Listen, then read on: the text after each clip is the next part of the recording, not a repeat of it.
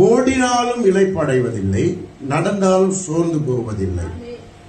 இவங்க என்ன ஏதோ இயேசு நாம சொல்லிட்டு ரோட்ல ஓடுறாங்களா, இல்ல மெதுவா வாக் பண்றாங்களா? இல்ல, தன்னுடைய வாழ்க்கையிலே எதையாவது குறித்து துரிதமாய் ஓடிக்கொண்டிருக்கும் இல்லையா?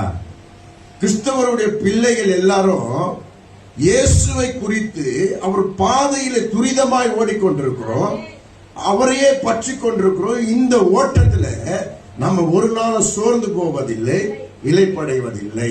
அல்லேலூயா. ஏன்னா கர்த்தர் நமக்கு சகாயரா இருக்கிறார், நம் ஜெபங்களுக்கு பதில் தருகிறார். கர்த்தருடைய வார்த்தைக்கு நம்ம கீழ்ப்படிந்ததனால கர்த்தர் நமக்கு துணையாவும் இருக்கிறார். அல்லேலூயா.